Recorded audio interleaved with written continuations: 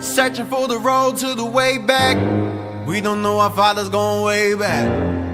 Do you know it? Do you know it? Oh yeah, oh yeah, yeah, yeah, yeah. We the chosen people, you say no way.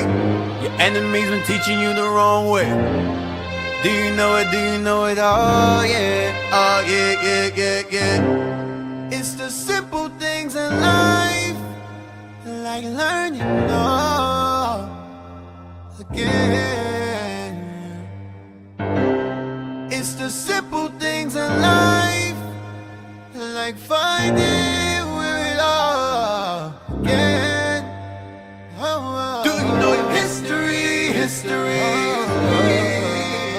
Yeah. Do you know it? Do you know it? Oh yeah. Oh yeah, yeah, yeah, yeah. Do you know your history? History. Yeah. Do you know it? Do you know it? Oh yeah. Oh yeah, yeah, yeah, yeah. Do you know it? Tell me, do you know it? Do you know it? Tell me, do you know it? Do you know it? Tell me, do you know it? Do you know it? Tell me, do you know it? Do you know it? Tell me, do you know it? Do you know it? Tell me, do you know it? Do you know it? Tell me, do you know it? Do you know it? Tell me, do you know it? History. Now we going back. He done on my back for sure. When I let the truth go, we gon' let them know. My people on my back for sure. I hold them down.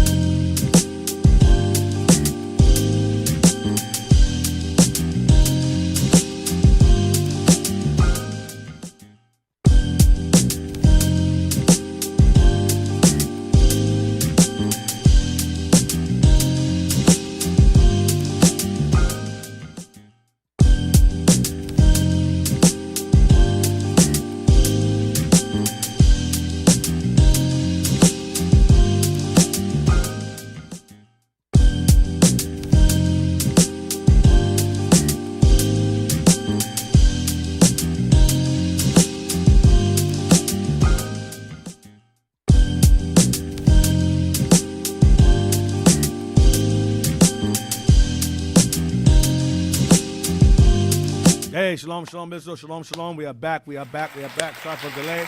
Let me get some information real quick. I got some information really fast from the books I had here. I had all the books.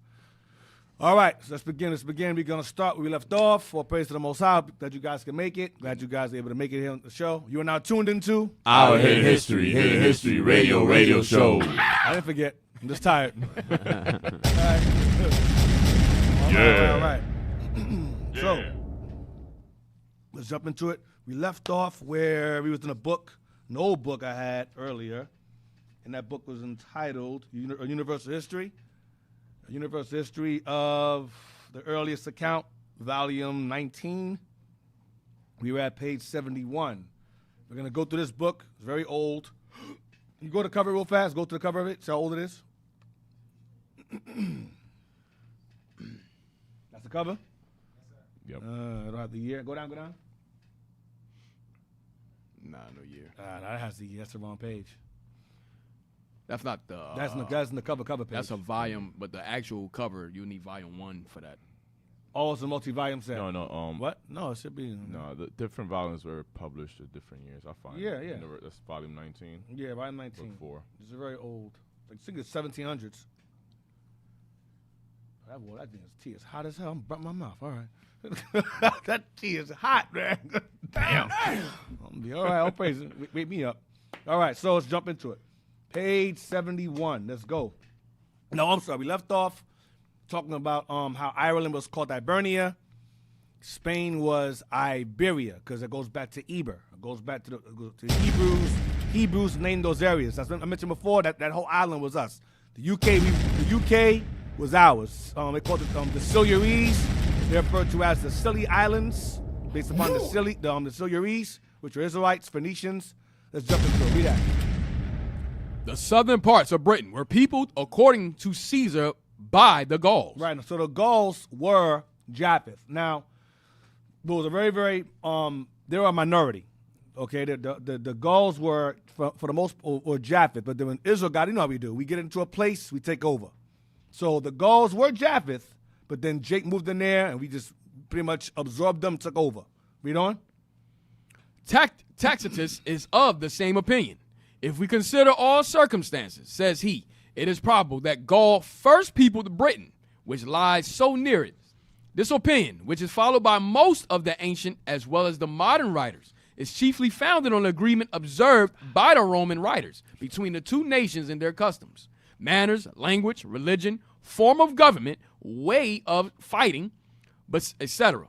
Besides, as the Gauls sent colonies into Italy, Spain, Germany, Thrace, and Asia, it is but reasonable to conclude that they did the same with respect to Britain, which lay so near them that they could discern it from the continent, and was no less plentiful than the other countries where they settled. And for the more northern, now the Gauls also resided in they resided in France, and they then migrated over to an area called Galatia. The city of Galatia Paul wrote to was named after them, the Galatia. So they migrated from France and moved over there. They were in these areas. This is all Japheth here. And then when Julius Caesar encountered them, he waged war against them, and he massacred them like to nothing. Like he just pretty much erased them from existence. These Gauls here. It was called the Gallic Wars. All right? So read on. As for the more northern inhabitants of Britain, Tacitus infers from the make of their limbs and other circumstances that they came from Germany, and Kaiser telling us that they were aborigines. Mm-hmm. They had Germany, because that's Japheth. They moved from Germany and came over there. That's Japheth in them. Go ahead. I mentioned before, they went from Germany, made their way to France, and then they made their way to Asia Minor. That's all Japheth there. But eventually, Jake moved into those areas and took on those names. Go ahead. Seems to imply that he discovered no affinity in their language, manners, customs, etc., with those of Gaul and the southern parts of Britain. Go back. I'm sorry. Go back. Maybe from somebody else. Go back. You see something? Oh, the northern inhabitants. So that's us there. Read that again. That's for the northern inhabitants again. As for the more northern inhabitants of Britain, Tacitus infers from the make of their limbs and other circumstances that they came from Germany and Kaiser. That goes back to us. Go ahead. And Kaiser telling us that they were aborigines, seems to imply that he discovered no affinity in their language, manners, customs, etc., with those of Gaul and the southern parts of Britain. This is a different group of people that were there. That'll be us. Go ahead. As for the Picts, who held the eastern parts of Britain, As for the Picts, now the Picts is us. Go ahead. which lay north of the Tyne, the venerable Bede tells us that they came out of Scythia in long ships That's us. That's us there. Northern Kingdom. Go ahead. and landed first in the north of Ireland, So we landed there. Northern Kingdom got there. Go ahead. but not being suffered to settle there by the Scots. Not being suffered to settle. Sorry, Not being allowed. Suffered to settle. Go ahead. not being suffered to settle there by the Scots, who then possessed that island. So that's us too. So there was some different migrations of us. So we came out of Scythia. So the ones that came from Germany, remember Northern Kingdom was scattered in those areas. We came from Germany, made our way there. We came from Scythia, that'd be like Russia, made our way there by ships. We sailed there, and then we settled in parts of Northern Ireland, and then the islands are already there. The Scots is already there. Go ahead. They were advised to plant themselves in the north part of Britain, which they did accordingly, with the assistance of the Scots, who moreover supplied them with wives to perpetuate their colony. But upon this condition, that in all disputes concerning the succession to the crown, the Picts should prefer the female to the male line of their former kings. So the Picts dealt with matrilineal. The Picts dealt with the mother's line. Okay, the British. You'll see what happens over time. That plays a part. Go ahead. Which is observed among them, says Bede, to this day. But Scythia, Bede perhaps meant the northern parts of Germany. There you go. So Scythia is the northern parts of Germany, and Germany, Russia, Eastern Europe. So that would be us there. Now, the time frame he's giving us here is a bit, I don't know, because I know that the Picts and Scots is us as well, and they came around. So there might have been waves. There might have been waves of us coming over time. Could have been around most likely 800. Yeah. Yeah, so we're talking around about, there. so we came in different frames of time. Remember, the Syrian captivity was 700 BC, and then you had King Solomon's fleet came by as well. So it could have been Solomon's, of course, it could have been us already there from the time after Solomon's travels in that area. And then Northern Kingdom came later on after the Syrian captivity. Waves of us more came after that. So 900 BC, then later on 700 BC, around that time. Go ahead. That's why I mentioned. That's why that's why Caesar mentioned that these guys are not Gauls. They're different from the rest because that was Israel coming in. Go ahead. By Scythia, Bede perhaps meant the northern parts of Germany, for that Scandinavia, now comprehending the kingdoms of Sweden, Denmark, and Norway, was by the best writers of the Middle Ages styled Scythia. It's shown by the learned Usher and styled Lingfleet, of whom Go down. Go to highlighted parts. Maybe all this stuff. It's too much. Right, go there. Some writers are of opinion that the Picts were not a distinct people from the Bretons. They're not. They're all the same people. The Bretons and Picts were the same people. Go ahead. But such of that nation as, to avoid the tyranny of the Romans, have retired into northern parts of the island. Go ahead. Go down to confirm this opinion. To confirm this opinion, they allege the authority of Camden, who, in his introduction, endeavors to show that the names of places. Now, I'm sorry. I live in we're currently near Philadelphia. You have Camden, New Jersey, which is outside of Philadelphia. Well, I say it's Philadelphia regardless. But right across the bridge, you have Camden, New Jersey, and then you have Philadelphia. The reason why I emphasize on Camden is because New York, or America pretty much, is an extension of Britain. So you have New Jersey. Jersey's in Britain. You have Long Island, well, not New England. You have New Amsterdam, New York, New Hampshire, New Camden. All of that. What else you have? You have other places too. Other places, I'm trying to think. New England Thruway. New York. Mentioned that already. New Amsterdam. New Jersey. That's all England. America is New England. Okay, when the white man gained independence from Britain, they made everything. They became Newer England. America's New England. America's England. An extension of England. That's why we speak English. Isn't there a Camden in England too? Yes, there is. That's what I mentioned. It mentions it here. Camden, exactly. So go back.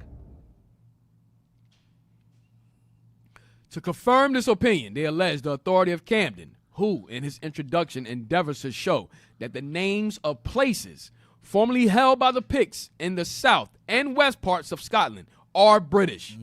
and consequently, that one and the same was the language of the Bretons and Picts. Spoke the same language. Go ahead. But that these two nations spoke different languages is manifest beyond dispute from Bede, who tells us that in his time, God was served in five several languages in Britain, to wit of the Angles and of the Bretons, of the Scots, of the Picts, and of the Latins, Different dialects. Go ahead. which latter was commonly used in divine worship. All right, go on to the next one. Next page. You there? As for the origin of the Scots, Bede tells us that they came into this island out of Ireland. In process of time, says the writer, Britain received a third nation, to wit the Scots, besides the Bretons and Picts, who coming out of Ireland under the conduct of one Ruda, possessed themselves of those territories, which they still held among the Picts. Go down. Their manners, customs, religion, form of government, etc. are described not only by Kaiser in his commentaries, Or Caesar in his commentaries. Go ahead. but by others, and perhaps more fully, who wrote after the Romans were become masters of the island. Because they conquered the island. They took over the island. Or they encountered them. So what I want you guys to understand is that Caesar had a lot of information regarding these people. Go ahead. The country was, according to Caesar, well peopled and stocked with cattle. Their houses were not unlike those of the Gauls. They used copper or iron plates, weighed by a certain standard instead of money. Let's go down. Sorry to the next. Go down next page. Yo, go back. Go fast to that bottom part. Let me see what that says. Let me see. Go down. Read that. Read Buchanan.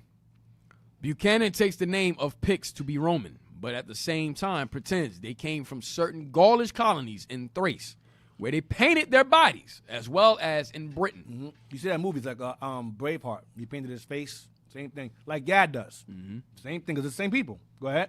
The same author adds that the Picts spoke the same language as the Bretons and So Scots. he said they spoke the same. That's what I said before. Different dialects. They spoke the same exact language. Go ahead. But herein he is contradicted not only by Bede, whom we have quoted above, but by John Major, one of the most ancient Scots historians, who tells us that as yet, that is, in his time, almost half Scotland spoke the Irish tongue, which they had brought over with them from Ireland. Yeah, they spoke the same damn language. Yeah, it's different.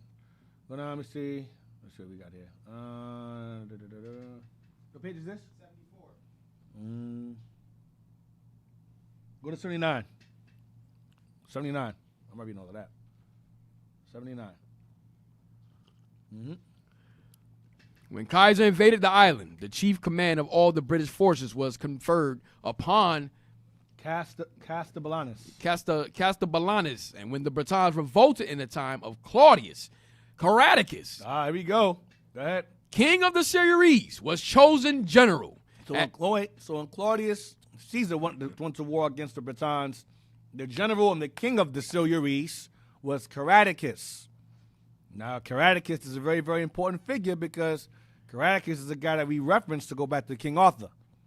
Okay, Caradicus, I believe, is the ancestor of King Arthur. Go ahead. As in other cases, the several states into which Britain was divided had no dependence upon each other. They had no doubt, quarrels, and contest among themselves. So, as usual, Jakes never get along. We always divided among ourselves, and Esau would exploit that and conquer us, like they did with Caradicus here. So Claudius Caesar was fighting with Caradicus, king of the Silures, who was a general. Go down. Read that. That part of Britain. That part of Britain which comprehends the present kingdom of England and the principality of Wales was in ancient times divided into 17 petty states. They're all the same people, but we're all divided because we're all, Jake retarded. Jake is, we're rebellious. We fight each other. Same thing. 17 petty states. Go ahead. Whereof the inhabitants were distinguished by the following names, to wit, the Damani. Yep, the Danmani. Dan sound familiar. Dan, might be Dan, who knows. Danmani. Go ahead. The Duratrigues, the Belgi, the Archibadi, the Regni, the Conti, the Debani, the Catabalani, the Trananbatin, whatever, the Ison, the Tranabantes, it's Isent, the Caratani, the Carnavi, yeah, the Silures, the Silures, the Dimite, Dimite, the Orifices, the Brigantes, the Brigants, the Ardani. So these are all the same people, just different names. Like for example, like Northern Kingdom, like you have like Aztec, Inca, Maya, all the same. Chichimex, Toltecs, Olmecs. It's the same damn people, just divided among themselves as they hate each other. Like Haitians, Jamaicans, Puerto Ricans, Cubans, it's the same damn thing. Go down. Now, most likely, Rome gave us those. Yeah, Rome gave us these names. Rome gave us these names. Go on, next page. What we got? What do we see? 70. Go to 77. It's 1748 for this book. 1748? Damn. All right, this book is 1748. So, damn. 1748. 77 and 78. Read that. The care and direction of all religious matters was, by the Britons as well as the Gauls, committed to the Druids. Okay, so keep in mind, the Getae, remember that was the name, Geta, that was the name of Septimius Severus' father. That was the name of his son. That's a family name, Geta.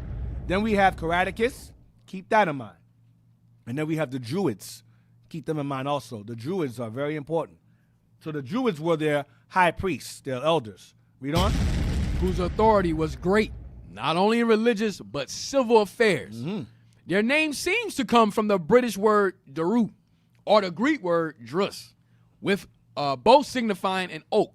Not only because they esteemed nothing more sacred than the mistletoe that grows on the oak, but likewise because their usual residence was in groves among oaks. Yeah, groves, right? Nor did they perform any of their ceremonies without some branches or leaves of that tree. They were held both by the Britons and Gauls in such veneration. So by this time, the Gauls was us that lived in that area, right? That their authority was almost absolute. To them. Their authority was absolute. Keep in mind. To them belonged the care of private and public sacrifices. The care belonged what? To them belonged the care of private and public sacrifices. They sacrificed. Keep this in mind. Right? The interpretation of religion. They taught religion. The bestowing rewards or inflicting punishments. They dealt out judgments. The Druids. Right? The deciding controversies. They dealt in controversies. This sounds very familiar. Sacrificing and dealing with controversies and judging matters sounds very high priestish. Does it not? Keep going. Let the difference be of what nature soever, and whoever refused to obey their decree, whether lord or vassal, was excluded from the sacrifices. So the kings were subject to them also.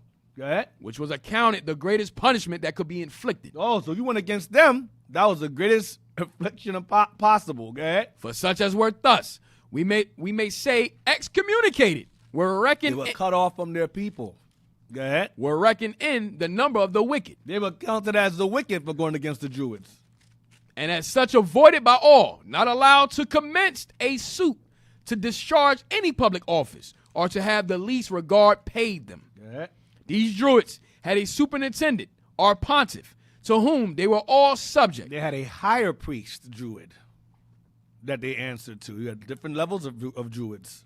Go ahead. Upon his decease, the most worthy succeeded him. But we're going to find out who succeeded him later on. Go ahead. But if there happened to be several candidates of equal merit, the election was decided by a majority of votes. If he had no sons. And sometimes, as Caesar tells us, by the sword. Or they fought for it. Go ahead.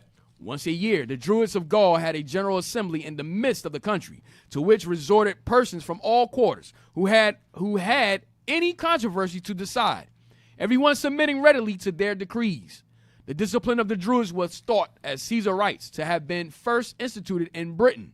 And from first instituted where? In Britain.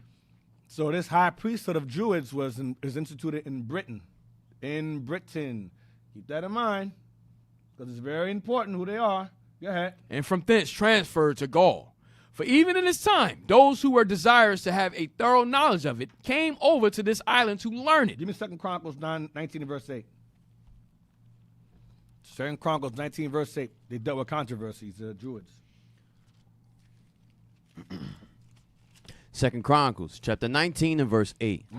Moreover, in Jerusalem did Jehoshaphat set of the Levites and of the priests and of the chief of the fathers of Israel for the judgment of the Lord And for what? and for controversies when they returned to Jerusalem. Levites were set to judge matters and for controversies, just like the Druids. Such a weird coincidence, huh? Hey, Yeah. hey, Deke, too, I was gonna say when he said that the Druids, if anyone disobeyed their rules, then they were forgotten in the sacrifices. That's the same thing that the Jews was writing to the Lacedaemonians when he said, "We have you always in remembrance of our sacrifices." Yep. Let's get it. Where's it at? I got it. First Maccabees 12 and verse 9 to 11. First Maccabees 12. Yes, sir. The Macedonians is Northern Kingdom too. First Maccabees 12. Yes, sir. 9 to 11. First Maccabees chapter 12, verse 9. Therefore, we also, albeit we need none of these things, for that we have the holy books of Scripture in our hands to comfort us. Have nevertheless attempted to send unto you for the renewing of brotherhood and friendship, lest we should be become strangers unto you altogether, for there is a long time past since we sent unto us. We therefore at all times without ceasing, both in our feast and other convenient days, do remember you in the sacrifices which we offer. Yeah, sacrifice for the Spartans. Lacedaemonians are Spartans, by the way. Lacedaemonians and Spartans is the same thing. It's the same people. That you watch 300, they had the shields, and that V on the shield is an L. It's Lacedaemonia. Those are Spartans. Leonidas and them, we offer sacrifices for them. Those are our people. We don't offer sacrifices for no damn Romans, for no Greeks. Well, except one time, Heliodorus, because he got his ass beat. But that was to keep us from getting killed. That's for our sake. That was for our sakes, not for their sakes. This is for their sakes here. Go ahead. Right there, sure, right there, that's an L. It's not a V, it's an L. Latin L. Excuse me, it's a Latin L for Lacedaemonian. Lacedaemon. Go ahead. And in our prayers. And they're in our prayers. Go ahead. As reason is, and as it becometh us to think upon Our brethren. Think about our brethren. Okay? So that's our brother. The Spartans were our people. When you watch that movie Leonidas, that's a Negro. That's what that was. And they weren't walking around no damn cape butt naked. They were fully armored. The most you saw was their calves. And their braids hanging under their, and they had braids hanging under their helmets. And they were fully armored. Okay? Their legs were free. Their legs up to the armor up to their thigh. Their legs were free. But they had bro, there was a problem, man. It was a freaking problem. Hey, anyway, yeah. Mind if I get one more? Just Yeah, to show yeah. where they got that from, that whole thing, if you're not listening, to not keep your, to take out your name from the sacrifices, meaning you wouldn't be remembered. Psalm 16, verse 3 and 4. What we going to? Psalm 16, Psalm 16, Been a verse while, 3 man. and 4. You gotta get his fix, you know. Yeah, all praise. 16. Yes. So this is where the priest would get that from. It was already instituted. Psalm chapter 16, verse 3. But to the saints that are in the earth, and to the excellent in whom is all my delight, their sorrows shall be multiplied that hasten after another God. Their drink offerings of blood will I not offer, nor take up their names into my lips. Okay. So, yeah. Yeah, that's good. It's good stuff. So these Druids here played a very, very high priestess role. We'll get to that later on. Go ahead. The Druids were exempted from all military duties, taxes, and imposts, and met with such encouragement that many embraced profession. Many embraced the procession. That many embraced that profession. Procession. Sorry. The youth, especially the nobility, were educated by them. They were the teachers of the youth. I'm telling you, keep going. Those who embraced the same procession were first of all obliged to learn by heart a great number of verses, which employed some. A number of verses. They learned a number of verses they were teaching the kids. Go ahead. Says Caesar, for the space of 20 years. How long? For the space of 20 years. 20 years. Go ahead. For the Druids never committed anything to writing. Not that they were ignorant of letters, on Other occasions. all other occasions they made use of Greek characters. Watch. but in order to lock up by that means their mysterious learning from the vulgar. From other nations. To keep their understanding or their teachings from other people, they didn't write nothing down. They kept it up here. Go ahead. Or to exercise the memory of their disciples. No, it says, by that means their mysterious learning from the vulgar, or to exercise the memory of their disciples. Disciples. Sounds very much like Samuel, Elijah, Elisha. These are schools. They didn't say, don't write nothing down. You're going to learn that from memory. Don't write nothing down. To exercise the memory of their disciples. They wrote nothing down. They could write, but they chose not to write. All that came from memory. Go ahead. One of the chief tenets they taught was the immortality of the soul. Oh, man. Sounds so, I don't know, so biblical. Immortality of the soul means you don't die. No one dies. You come right back. That's what that means. They refer to that also as I was going to say it. Read it. Yeah. And it's transmigration from one body to another. You know what that means? That means you don't die. You come right back as you come back again and again and again and again and again. They taught regeneration. Hey, D, wherever we were scattered, we still held on. We did. Yes, that's in Africa too. Of a book we have about Africa. We taught it was Oluwada Equiano said that. Oluwada Equiano said in Africa, the Igbo teach the transmigration of the soul. Meaning this, when you die, your spirit goes up, then it's migrated into another body and is sent down again. Right. That's transmigration of the soul. That's why that to us back then was nothing to us. It was a change. If we die, I'll come right back. Remember that scene, man? I keep look at that scene, man. Chucky, bro. It's a horror movie, but it's hilarious. And he's in the grave.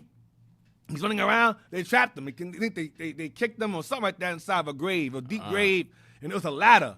He's like, ah! And he's running around frantic, and they pull a ladder up so he couldn't get out. He's like swimming around, and his grave is there. And he's running around. He goes, go ahead, kill me. I come back. I'll always come back. And he says, but dying is such a bitch. And he gets shot in the heart. And he dies. And he gets shot on top of his own body in the grave. It's hilarious. It's a clip on YouTube. Damn. But the point is that's the evil side of it. But our people understood back then. We died, and we did die. It was a bitch to us too. We got killed bad, but we didn't care. So, I'm dying is what it is, man. We didn't care. We believed in transmigration of the soul from one body to another. Get that in Job? Get that? Hey, Even Job said it. Diggy's going to say it next. Oh, read it. Oh, damn. Yeah, read it. It says, I'm going to read the whole thing again. One of the chief tenets they taught was... That thing says chief tenets. The chief tenets they taught by memory. Go ahead. Was the immortality of the soul and its transmigration from one body to another, which doctrine they looked upon as proper to inspire them with courage and a contempt of death. Damn. They didn't care about death. They said, man, death ain't nothing, bro. Go ahead. They instructed their youth in several other traditions concerning the stars and their motions. Wait, man. Wait. We got to take this piece by piece. So, give me Job first. Yes, sir. I'm going to show you transmigration of the soul in the Bible. Then we're going to read what they taught these young gentlemen here, their disciples here in their schools. The book of Job, chapter 19 and verse 25. For I know that my Redeemer liveth, I know that Christ exists. Go ahead. and that he shall stand at the latter day upon the earth. He will stand the latter day upon the earth. Go ahead. And though after my skin worms destroy this body, Worms destroy this body here. Go ahead. yet in my flesh And when I come back in my new body, go ahead. shall I see God, Go ahead. whom I shall see for myself, Who I shall see for myself. Go ahead. and mine eyes shall behold, I will see him. I'll be back, and I'm going to see him with the same eyes I have now. Different body. Go ahead. and not another. The same exact eyes I have now, I'm going to have my new body. Go ahead. Though my reins be consumed within me. Though I'm suffering from this damn affliction now, when I come back in my new body, I'm going to see him. So that's transmigration. Meaning it's going to be me coming back again. Ain't going to be Yep, nobody else. It's going to be me. I'm not going to be a tree. I'm not going to come back as a rabbit. That's reincarnation. We don't teach that. Reincarnation is you get judged and you turn into a roach. You're a tree. You're a piece of paper. You're a can of Spam, whatever the hell it is. So regeneration means you come back new body over and over again. All right, now read this on. They instructed their youth. They instructed their youth in several other traditions concerning the stars and their motions, the extent of the world, The extent of the world. Go ahead. the nature of things, and the power of the immortal gods. And the power of the immortal gods. Wisdom of Solomon, please. 7.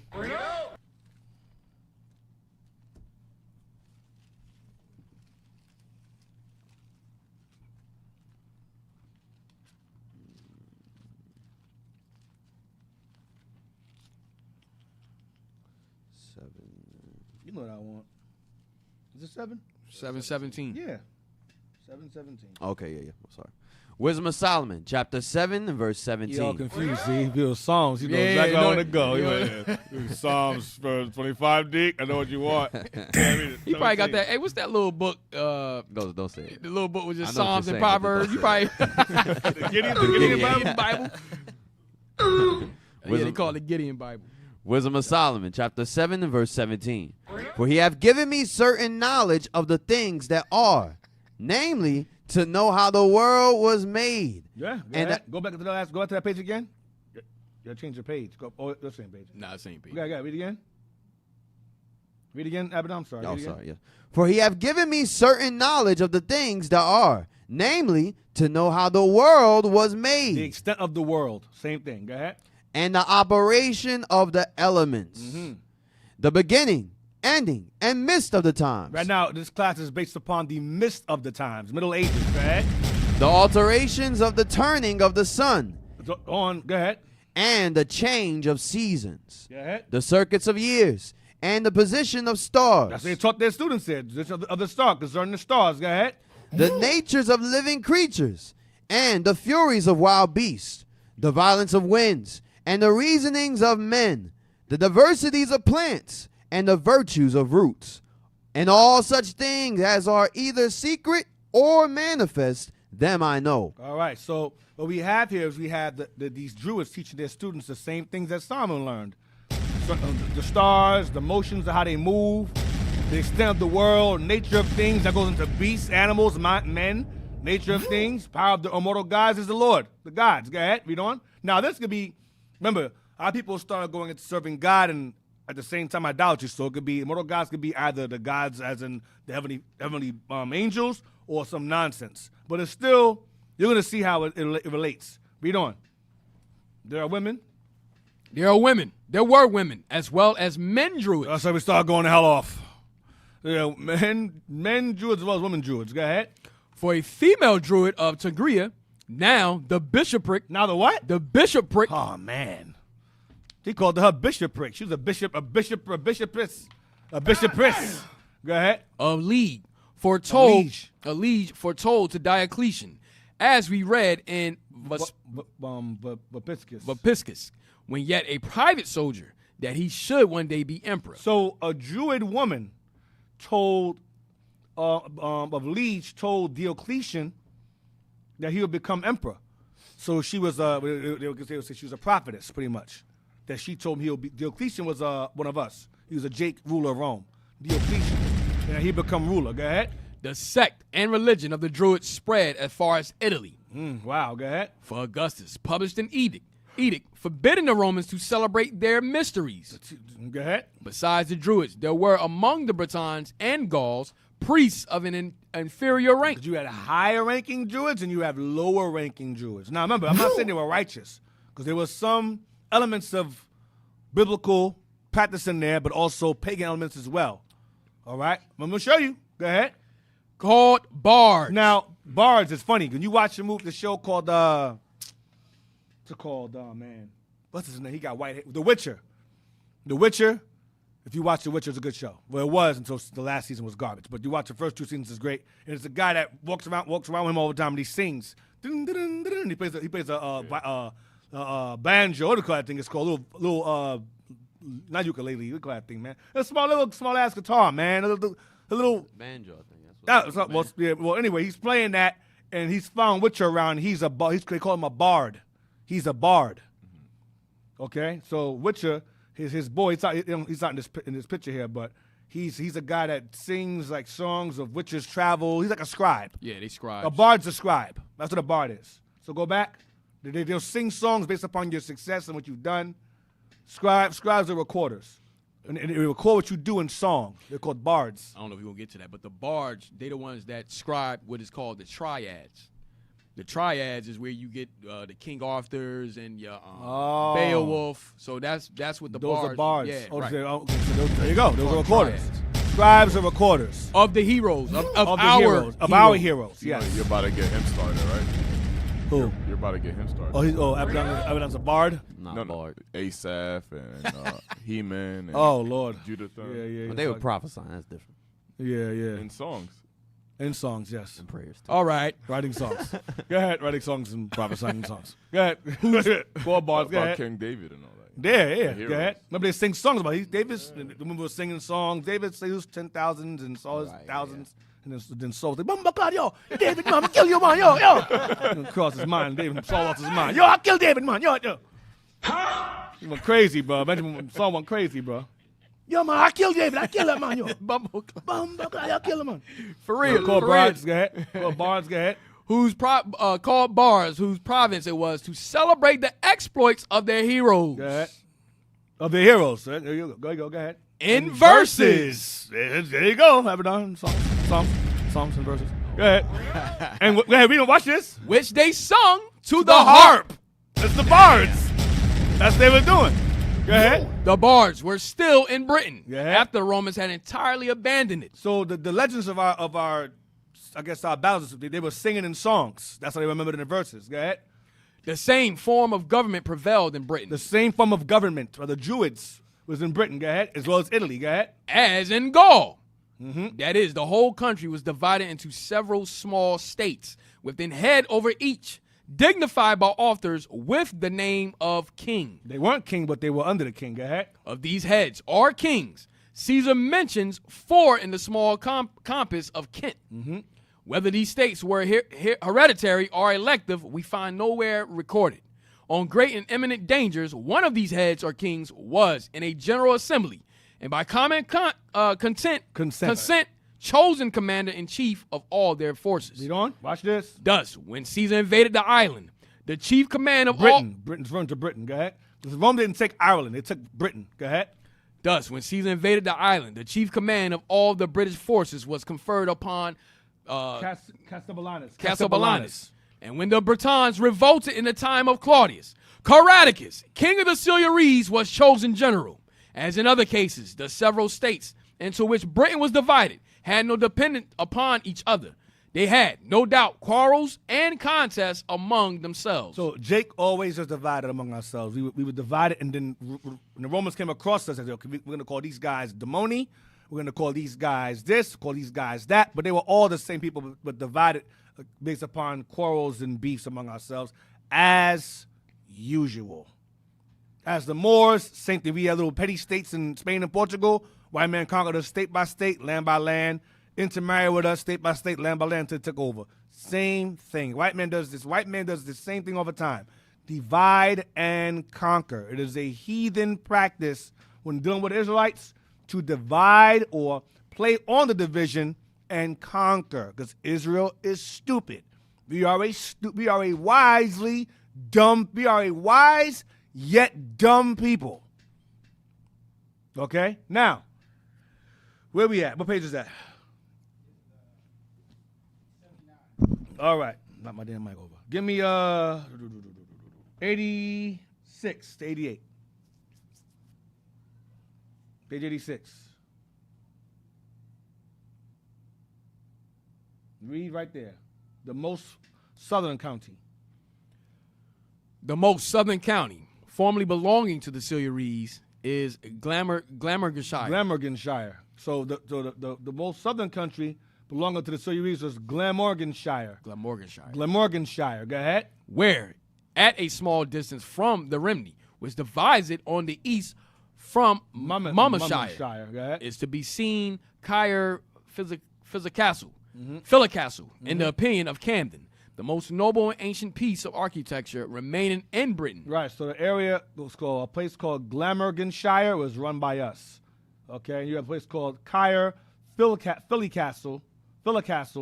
In the opinion of Camden, the most noble and ancient piece of architecture that we built, still remaining in Britain to this time. The book was published, which was in 1748. This is Camden thinks it was the Balaam Siliorum. That's all us. Anytime you see Siliorum or Silly Isles, that is us. The remaining ancient architecture in Britain, that was us. Okay? Hold on a second. Let me see. Read on, next page. 87. Read that. The remaining part of South Wales, comprehending Caesar-Mardenshire, You have Caer-Mardenshire, Pembrokeshire, and Cardiganshire, was likewise inhabited, according to Pliny, by the Silures. We had that whole thing, all these shires. Even to this day, you have an area today called Shire in UK today. It ain't changed. It's just these are towns in UK today. Towns.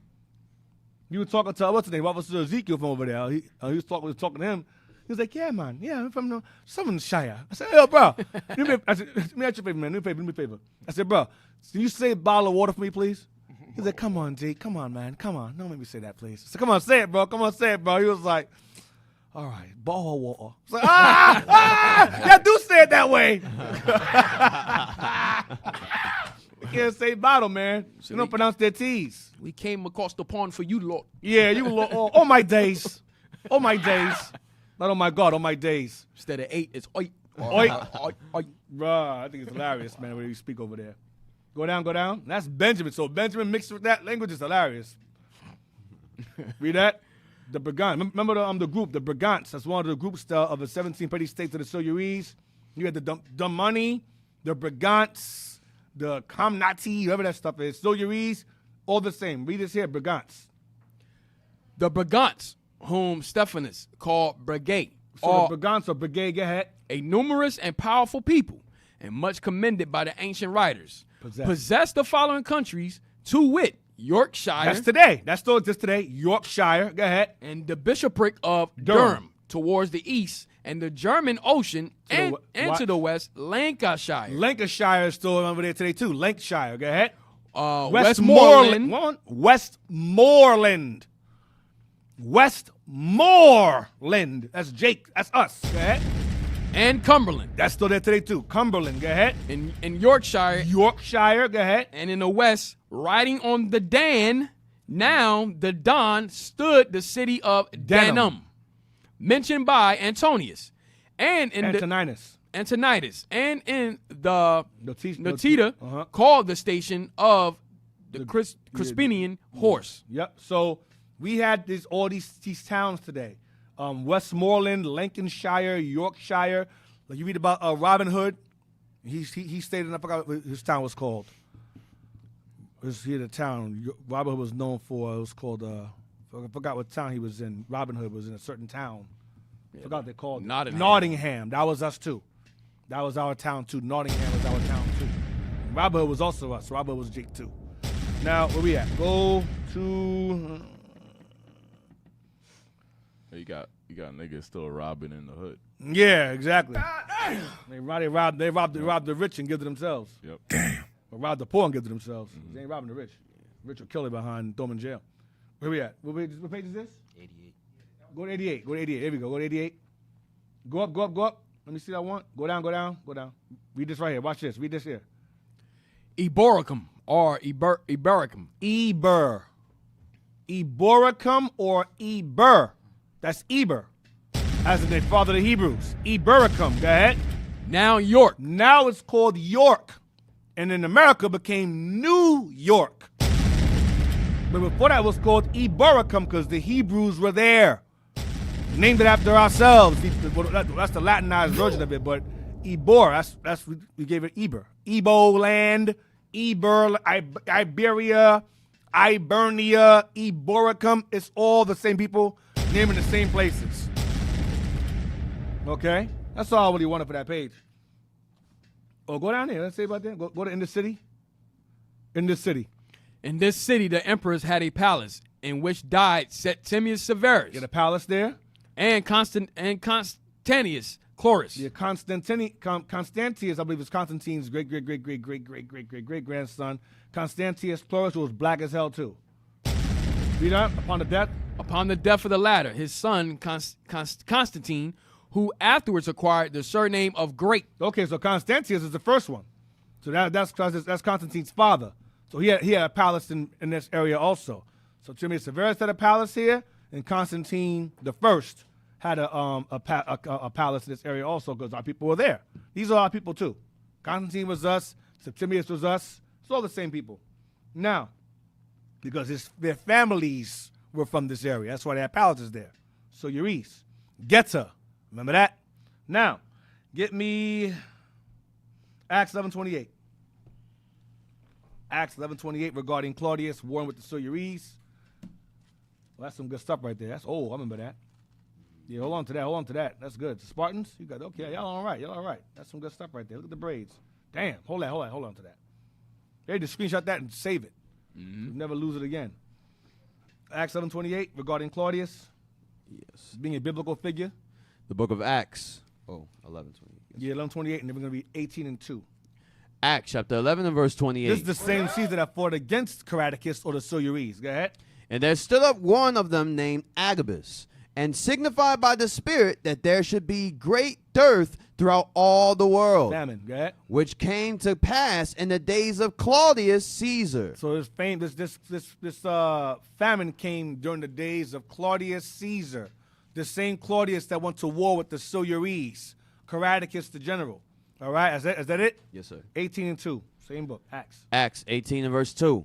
And found a certain Jew named Aquila, born in Pontus, lately come from Italy, From Italy, go ahead. with his wife Priscilla, because that Claudius had commanded all Jews to depart from Rome. He deported all the Jews out of Italy, Rome during his reign. Claudius Caesar, or Claudius Kaiser, or Claudius Caesar, same damn people.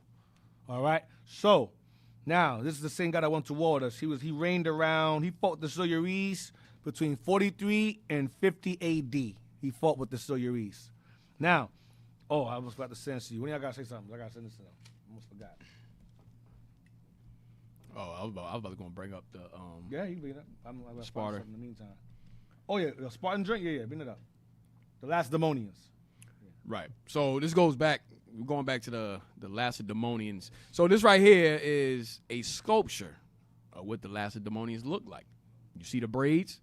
Okay, remember Deacon said they were fully covered, not like in the movies. That's Esau portraying some nonsense. But He still making them look like the Greeks. Right. Romans walked the Greeks fought with capes and butt naked. Nasty. The Romans didn't wear pants. Oh yeah, that too. dang.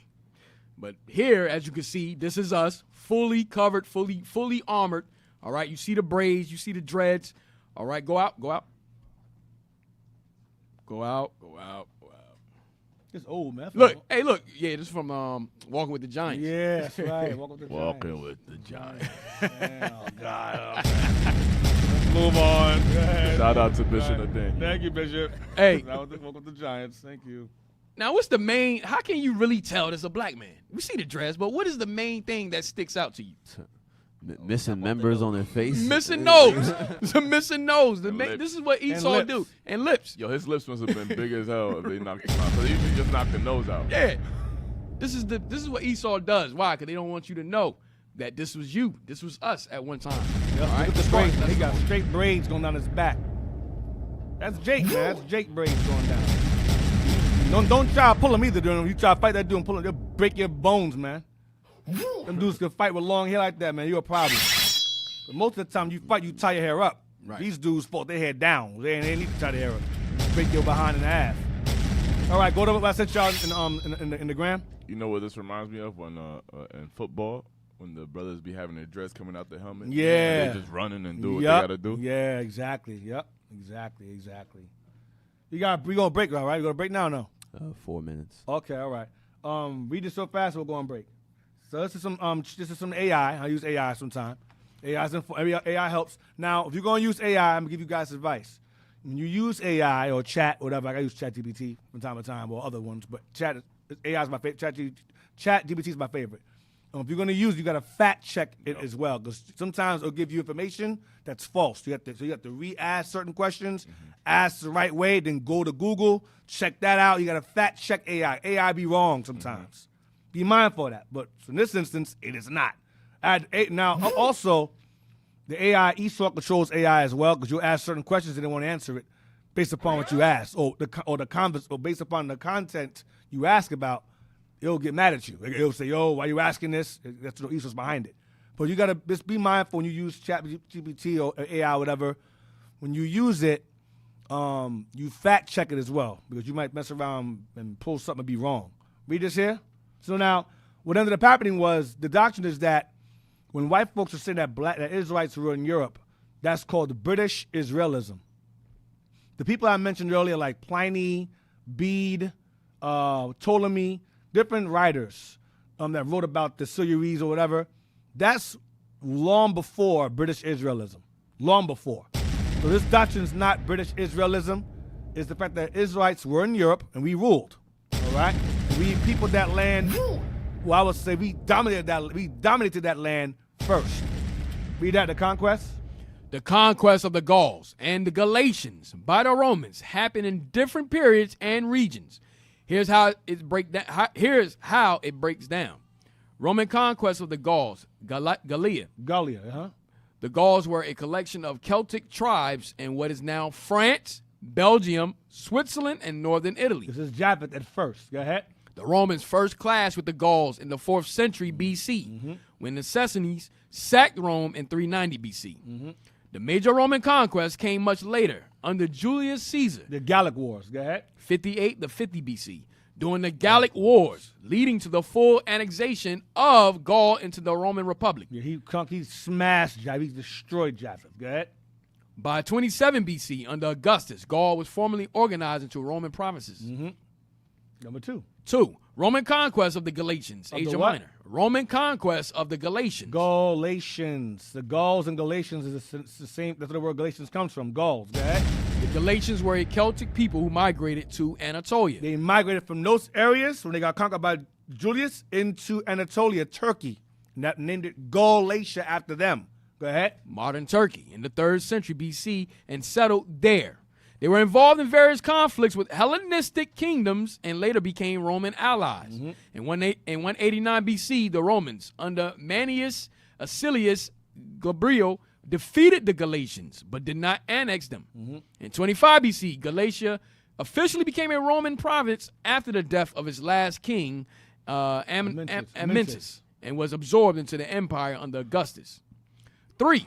Caradicus and the Roman conquest of Britain, 43 to 50 AD. Yep. Caradicus earlier. Go ahead. Under Claudius. Go ahead. Caradicus was a British chieftain who resisted the Roman invasion of Britain under Emperor Claudius in 43 AD. He led resistance against the Romans but was defeated by Ostorius Scapula in AD 51 and taken to Rome. This was much later than the conquest of Gaul, 50s BC, and Galatia, 25 Long BC. after. He's Jake. Go ahead. 4. The Hasmonean alliance with Rome, 2nd century BC.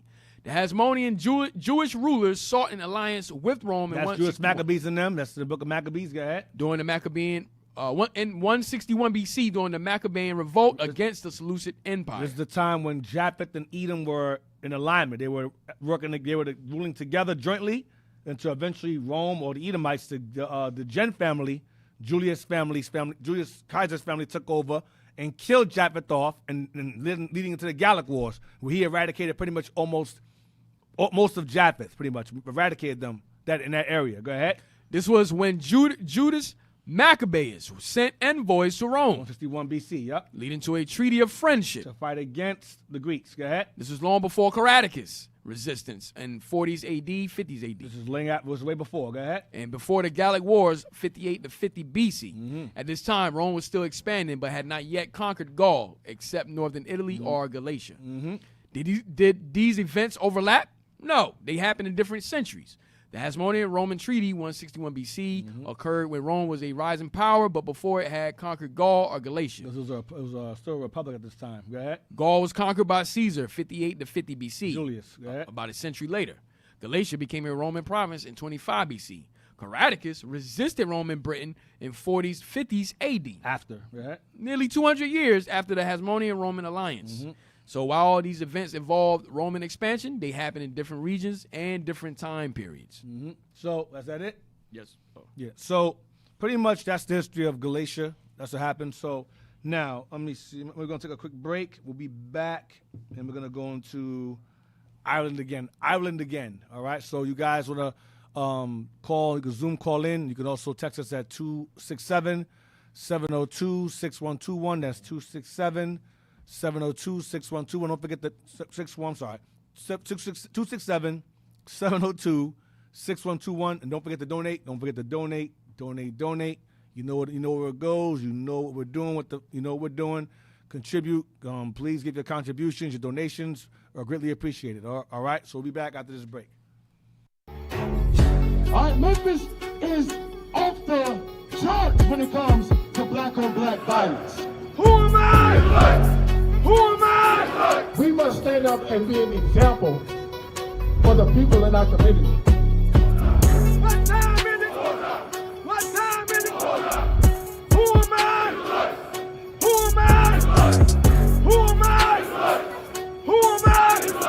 What time is it?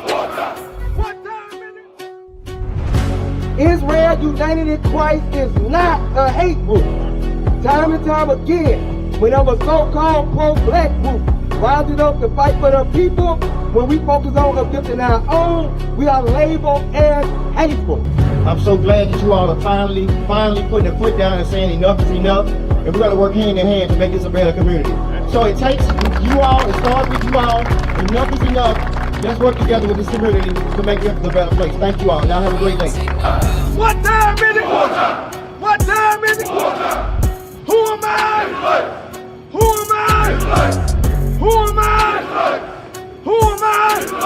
What time is it? We are. Nou la nan Boston, nan fe Boston, Rhode Island, Kent Blitz.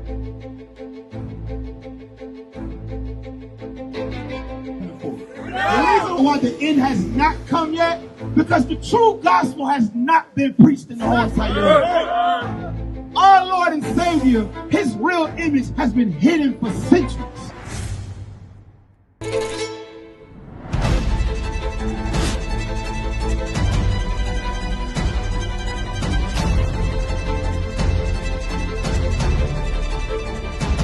I follow this cross. The cross is a symbol of death. That's what it is.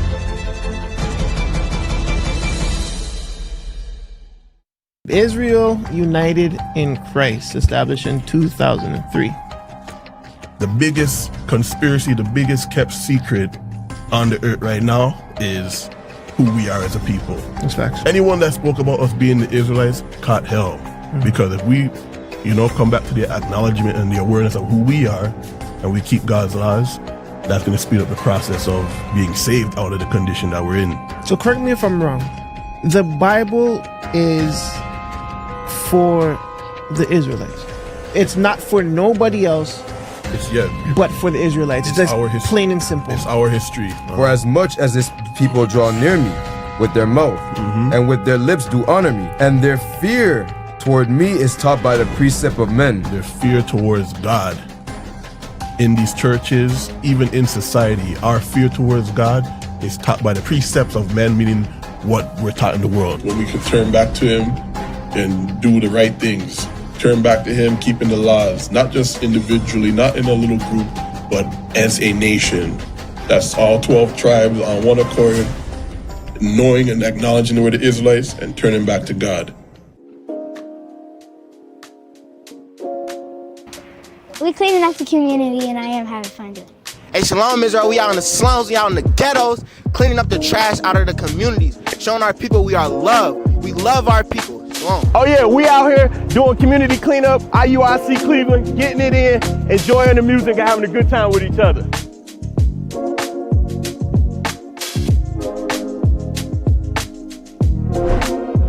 We are cleaning up the community down here in Cleveland, Ohio. All praises to the Father. We out here with our family and the team. Why not? Let's clean up. Hey, Shalom, Most High, Christ bless. It's IUIC Cleveland. As y'all can see, we out in the neighborhood. We cleaning up the community. We making it happen to make sure that we beautify the areas that we live in, setting an example for our brothers and sisters to be that light that shines in the world. Appreciate seeing y'all do this. Hey, Shalom, it's IUIC Cleveland. We just finished cleaning up several blocks in the neighborhood and making sure our neighborhoods look great, promoting unity in the community. Shalom, Most High, Christ bless.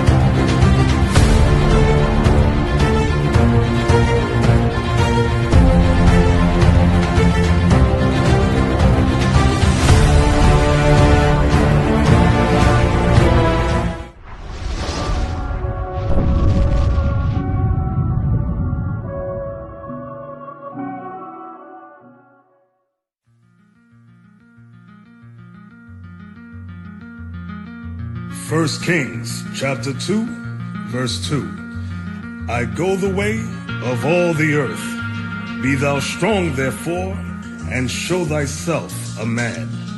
And keep the charge of the Lord thy God, to walk in his ways, to keep his statutes, and his commandments, and his judgments, and his testimonies, as it is written in the law of Moses, that thou mayest prosper in all that thou doest, and whithersoever thou turnest thyself.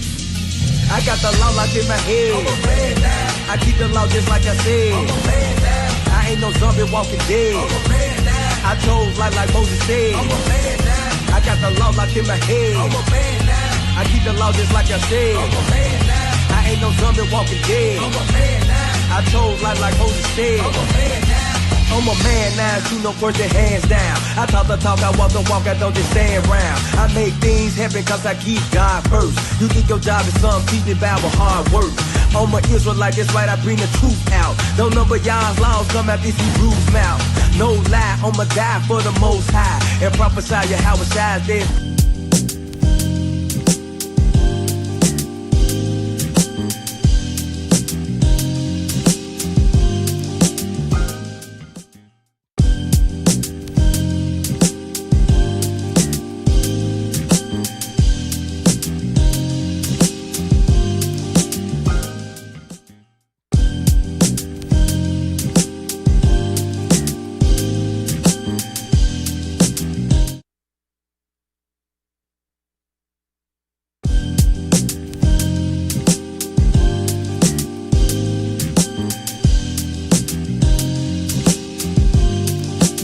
Thank you. We're back. Okay, all praises. Thank you, IT. Thank you. Oh, gosh. The feel over there is crazy, man. All right. So where we at? We are, let me go back to where I was at. They don't know what to do without money. Yeah, damn. We left off with the goals, history of the goals. Now give me year of the Ireland, year of the Chaldees. Ireland, year of the Chaldees. Page 39 and we got a text, right? Read that first. I'm sorry, read that text first. Says Shalom Deek leadership, mighty men of God. Question: are the Tutsi people Israelite or are they Hamites? I know off topic, just been wondering. You got it. Well, it's a mix between Hamites and Israel. So some of the Tutsis claim to come from down from Ethiopia and claim to have Israelite descent. And you have some now Hutus that claim to have Israelite descent. So it's a mix. Just like in Africa, it's a mix between Israel and them. Okay, there you go. All right. Give me Ireland. You got it? Ireland. You got any more text? Or that's another one? No, another one. Okay. Read that one. Says, Shalom, Deacon, Most High Christ bless. What would you say the Yemenite Jewish people are? Esau or Ishmael, or a mixture of both? Mixture of both. Mixture of both. There was us, and they sold us in slavery. All right, where we at? One more? Okay. Next one. Says Shalom. The word Shire, I heard it used before in the movie The Lord of the Rings, Yes. referring to the place where the hobbits lived. Yeah, the Shire. We call it the Shire. It's like a village or a town or region today. A region. Brother said in the comments, it's like a region or a town or whatever today. It means like a village. That's it? Yeah, that's it. Yeah, that's it. Watch this. Read that. There is found in Irish tradition a Heber whose name was given to Ireland, and which is to be perceived in the word Hibernia. Eber, Hibernia. Go down. Whether the Bible, Heber, and the Heber of Irish history may be the same does not concern us so much as the fact that Ireland has preserved to the present time more distinct marks of the ancient earth than can be pointed to in any other country, whether of Asia or Europe. That's where Abraham is from. Abraham is from Europe. Go down. Read that. Besides Ireland besides Ireland having what? Having had once the name of Hibernia. It was called Hibernia. Read that earlier. Hibernicum. Earlier. Ebernicum. Go ahead. From Heber. From Eber. Go ahead. There are names derived of Heber in England and Scotland. There are names derived from Eber in England and in Scotland. Go ahead. In Scotland. The Hebrides. The Hebrides. Remember that? Hebrides. Hebrides or Hebrides. There's a place called that also, somewhere else. You know, isn't that the islands? The Polynesia, It's the Polynesian islands. That's us over there too. They call it New Hebrides. New Hebrides. Or New Hebrews. Same thing. Go ahead. The Hebrides in England, the old name of York. No, the Hebrides. Go back to the last page. 39. So it says in Scotland the what? In Scotland the Hebrides. And then in the Pacific Island they call it the New Hebrides because that's Hebrews over there. Go ahead. In England what? In England, the old name of York. The old name of York, Yorkshire. Go ahead. Eboracum or Hebericum. They're early in the old book. So York was called Eboracum. Go ahead. England. Go ahead. It may appear, as the argument unfolds itself, that the balance of proof will rest on the side of the Irish Heber having been a veritable Hebrew. Yeah, watch this. A stronghold of the Hebrew was Iberia, a name under which Spain was once known. Because the Hebrews sailed there and took the land over and named it that. So Eber, Ireland, we named these things. Go down. Right there. And that it is recorded that Milesius, the father of the Heber of Ireland, came with his son out of Iberia into Ireland. Iberia and Tarshish are acknowledged by most of our recent Bible commentators to be one place, that is Spain. So Iberia, Hibernia, Ibericum were named by us. We named those lands after us. Eber. What's the text say? Read the text? Yeah. Says, Shalom, deacon and leadership. Good afternoon. Have you ever heard the book Antique? What's it called? Antiquity, maybe? Antiquity book, History of All Nations, 1851, South Essie, Goodrich, and Ancient Kingdom of West Africa, Africa centered in Canaanite Israelite books. Thank you. Most High Christ bless. Antiquity. Can you show me the text? I can't see. Antiquity? Yeah, an antique book. Antique book. He's saying, have you ever heard of antique book history of all nations, 1851, S.C. Goodrich, and Ancient Kingdom of West Africa? No, not that one. What's? No, not that one. No. Maybe he now wrote the it ancient. wrong. Now, if he referring the Ancient Kingdom of West Africa centered in Canaanite Israelite books, he could be talking about Dirk Lang. Dirk Lang. Now that book I have. Dirk Lang, that I have. That the ancient West African one, that's by Dirk Lang, written in freaking Dutch or something. Mm-hmm. That I have. I don't really have that book. It's in a different language, but I do have excerpts from his he had a seminar and he was speaking in English, and they have that's the book right there. Yep. And he gives like a seminar. I taught this years ago. I used this book years ago to point out our people in Africa. I have one of his books. It was translated into English. It was in French, I believe. This is some good stuff. Going into Northern Kingdom, migrating into Yoruba. Yoruba is Jeroboam. That's from him, Dirk Lang. The Yoruba going back to the kingdom of Northern Kingdom, Yoruba or Jeroboam goes back to his writings. So that I have knowledge of that. If you're referring to that second one, first book, no. Second book, if you're referring to that, yes. All right. Give me West African. You want them to show this? Iberia of the Phoenicians. Oh yeah, let me get that. Yeah, that's good. That's some good stuff. Yeah. Let's get that. Got another text too. And West African Peoples, I want West African Peoples by my brother. I forgot his name, but it's a brother that wrote it. What's the next text say? Says, Shalom, Deacon. I've been wanting to ask you for a while now. What do you think about the ancient city Atlantis? Do you think it's worth our time to look into it for tracking Israelite contributions and innovations? No. Atlantis is believed to have been in various places, and so because of the obscurity of the location of it, I don't bother delving into that. I've heard it was in Americas. Heard it was in the Americas. The Spaniards came over. These Spaniards came over here. And we had like an island. We had like I don't know. I've heard Atlantis. I heard Africa. I've heard America. I wouldn't do it. I wouldn't venture to go into that realm. There's too much rabbit hole hearsay, and you'll be it's too much. It's like El Dorado, the city of gold. It's like that. It's mystery stuff. I wouldn't know. I wouldn't do it. You can try. I wouldn't do it. What we got next? It says Shalom. But that does revolve around our people. That history of that revolves around our people's location, whether Africa or America. It revolves around us and our metropolis we had before the white man came along and destroyed us. So that's the most I know. Read that. Shalom, most like Christ bless. I'll get straight to it. Did we build the Taj Mahal and all of those structures in India as well? I don't know. We may have. I wouldn't do slave labor, maybe. Yeah, I would say that's what I would say. I would say through slave labor, but India's history is pretty rich and pretty consistent before the British got there. So, maybe. I like I said, I don't know. Possibly, I don't know. Great Wall of China, we have history of that, but the Taj Mahal, I'm not sure. Did we rule over India as sultans at some point in time? We did.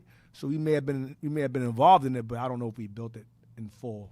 So the answer is I don't know, just to sum it up. What else we got? That's it? Yes, that's it. All right. Read this here. This book is entitled West African Peoples and Countries by, what's his name? Yeah, I forgot his name. What's the guy's name again? It's a cover, man. It's a brother. It's a brother. You don't got a cover? Oh, God. So read that. This is copy the page. All right. Northern Egypt. Go ahead. Northern Egypt then was the most known portion of the globe, and into it vast immigration took place from time to time, even to the most remote period. The 10 tribes of Israel, Northern Kingdom. Go ahead. After they were left to follow the dictates of their own mind, enduring the commotion and destructive warfare which ensued to escape utter extermination, migrated according to the usage of the times, in vast numbers into various countries, but principally into northern Africa.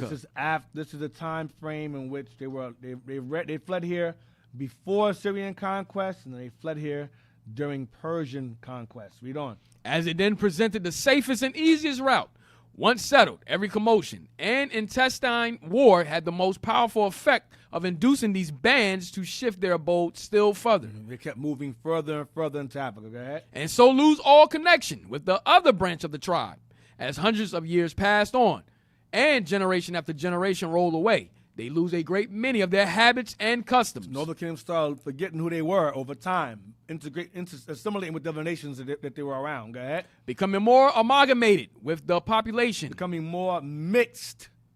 Northern Kingdom became more mixed with the heathen nations they fled amongst. Go ahead. With which they associate. But when Mohammedanism overspread northern Africa, destroying by fire and sword all those of another religion, the Israelitish descendants. Yeah, Ishmael would burn our Bibles. That's what they would do. Go ahead. Or the inhabitants, occupying the central portion of Africa, passed forward, seeking shelter to the south and west. Mm-hmm. A part, namely those from the east central, crossing the Benue or Jaliba branch of the Niger, descended gradually southward and became That's the river, Niger River. Go ahead. and became intermingled with the original inhabitants, Ham. Go ahead. protected from incursion on the north by the Benue River, and quietly settled between the Great Niger and Old Calabar rivers. They remained in peace and grew from one generation to another in idolatry, but still leaving tangible proofs in the form of the religion of the Judaistic origin of the inhabitants. They maintain bits and pieces of their Judaic culture, along with the Hamite stuff they learned. Go ahead. After this slight digression, we will now proceed to investigate more particulars relative to the tribes under consideration. The language, or the little of it that is known, is full Hebrewisms. It's full Hebraisms. Go ahead. The constructions of sentences, The language. Go ahead. the verbal significations, the mode of comparison are all typical of the Hebrew. A lot of African languages are of Hebrew derivation, like the Osa language. That's Hebrew. That's a part of Hebrew also, which bumped me out. Well, go ahead. Like the Hebrew. That clicking stuff is crazy, man. I was in South Africa, man. I was bugged out. Sister said, "What's your name, sis?" She said, "My name is Pile." I said, "What?" My name is Pile. Your name is Pile? She's like, "Yes." I said, "Wow. I can't call you Pile?" She was like, "No. Pile." I said, "Okay. Pile it is. Got you." But they speaking, they call it Kosa. Kosa, so they speak. A lot of our people over there in South Africa, they have, their language is very, very diverse. They have about 15 languages or 15 dialects of the language. So they call it Zulu. And there's like 2 languages out of the 15, I believe. I could be wrong. Cut me if I'm wrong, brothers, if you're watching. I think out of the 15, they're very distinct from the rest, but they all pretty much speak different dialects, so they're still able to communicate. Like, for example, Abraham and the Canaanites. The Canaanites spoke a form of Hebrew, and Abraham spoke also, so even though it's different dialects, they can still communicate. It's the same exact thing over there. Same exact thing. All right, read on. Go down to the next thing I have. What page is this? Yep, read that from a little study. From a little study of the ethnology of the language of Western Africa and the Hebrew tongue, one is involuntarily brought to trace out a similarity in one of them to that of the tribes, which, from disobedience to the will of God, were dispersed, and the greatest number of them possibly went to Africa. Further into Israel's already Africa. We move further into Africa. Go ahead. I mean the lost tribes of Israel. That's who was in Africa. That's who's still there. Go ahead. There are 54 states in Africa. And somehow the majority of us, now we all believed at one time early in history, we all believed before we started doing our research that the bulk of us were brought over here. The bulk of the prophets were brought over here. But the bulk of our people are in Africa. Okay? So they're very, very clear. The bulk of the prophets were brought here. That's why the truth started here. So David's sons here.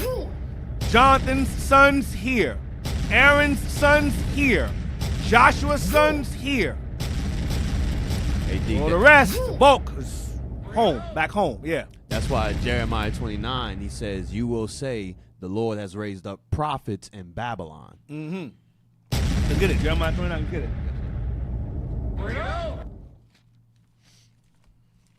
Some of y'all brothers talking about, oh, we gotta focus on Babylon. No, you gotta focus on Babylon. The prophets are gonna travel where the Lord tells us to travel.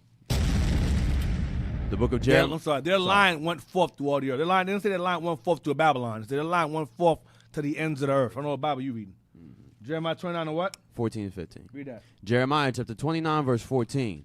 "And I will be found of you, saith the Lord, and I will turn away your captivity, and will gather you from all the nations, and from all the places whither I have driven you, saith the Lord. And I will bring you again into the place whence I caused you to be carried away captive.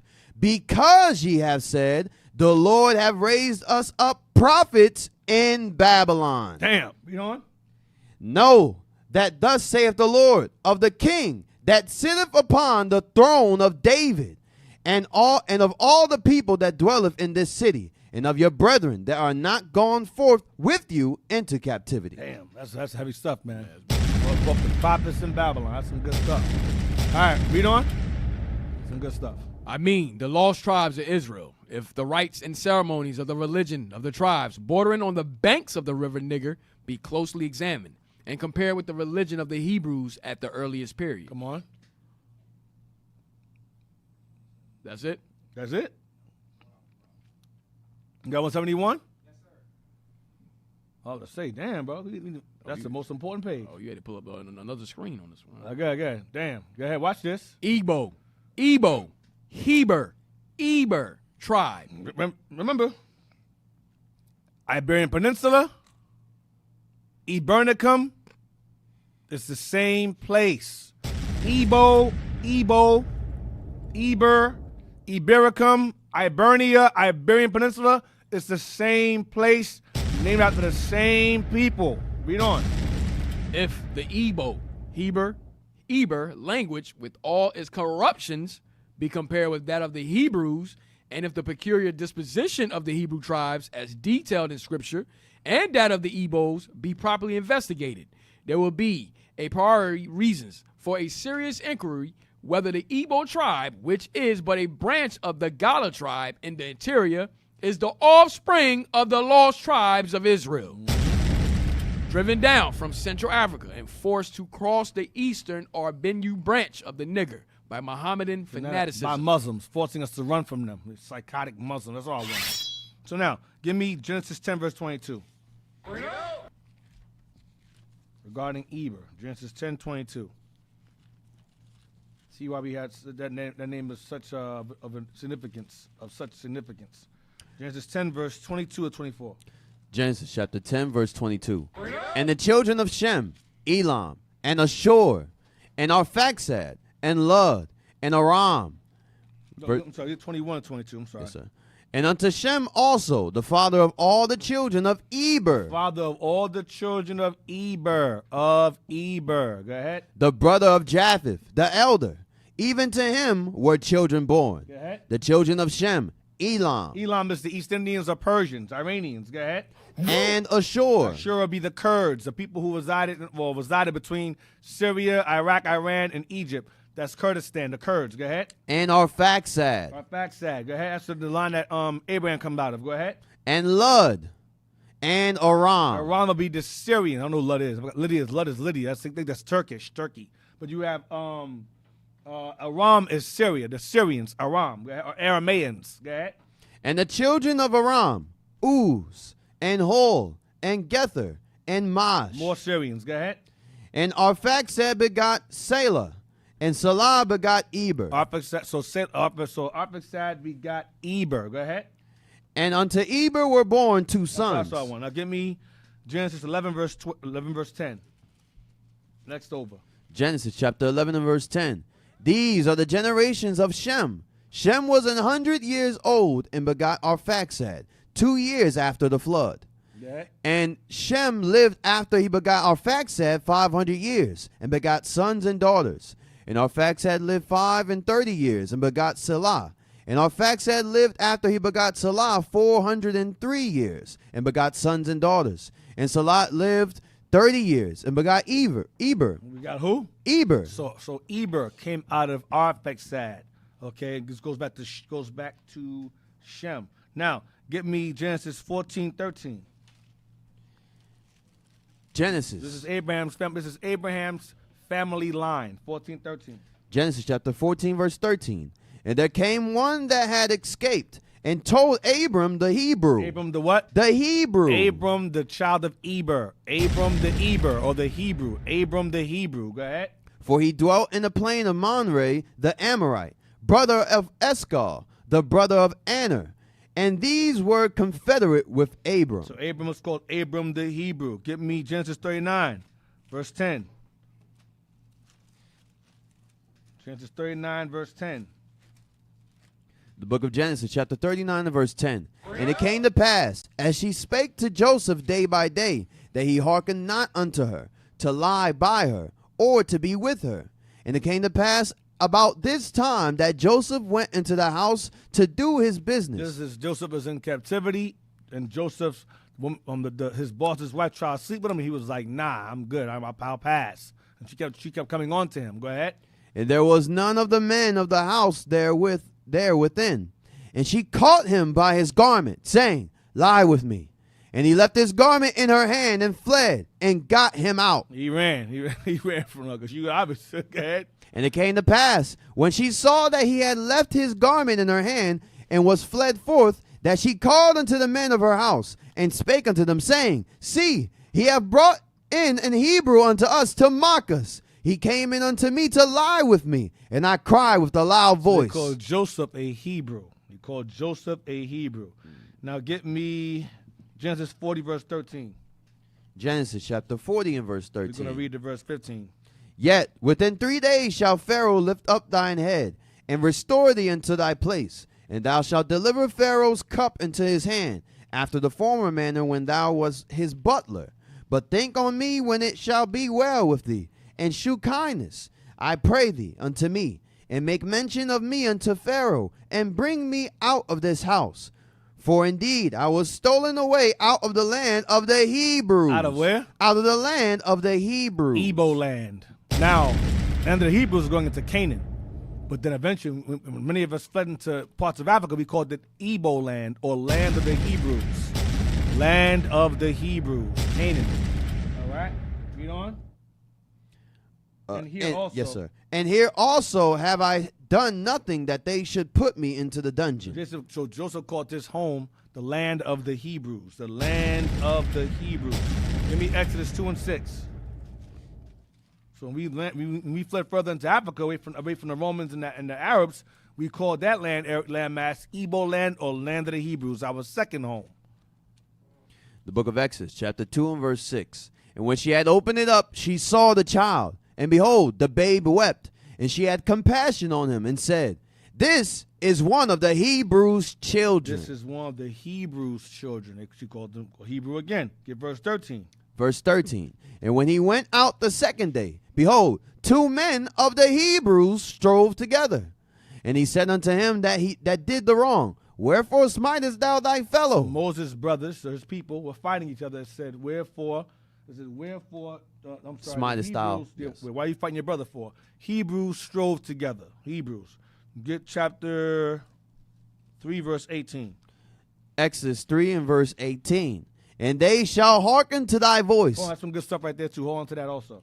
3 verse 18. And they shall hearken to thy voice, and thou shalt come, thou and the elders of Israel, unto the king of Egypt, and ye shall say unto him, The Lord God of the Hebrews. The Lord God of the Hebrews. Go ahead. Have met with us. And now let us go, we beseech thee, 3 days' journey into the wilderness, that we may sacrifice to the Lord our God. So Hebrews are called Hebrews over and over and over again. Give 1 Samuel 4 and 6. Because we descended from Eber. 1 Samuel 4 and 6. 1 Samuel chapter 4 and verse 6. I didn't get that map, by the way. I meant to request it earlier. We're going to use that also. 1 Samuel 4 and 6. And when the Philistines heard the noise of the shout, they said, What meaneth the noise of this great shout in the camp of the Hebrews? So the Philistines called this Hebrews also. Go ahead. And they understood that the ark of the Lord was coming to the camp. Read verse 8. Watch what they say about us. Verse 8. Woe unto us! Who shall deliver us out of the hand of these mighty gods? They called the Hebrews mighty gods. Go ahead. These are the gods that smote the Egyptians with all the plagues in the wilderness. See that? So the nations know what we are, or who we were at the time. Now we're just regular men getting put to death. Give me Jeremiah 34, verse 9. But that's temporary. Jeremiah 34, verse 9.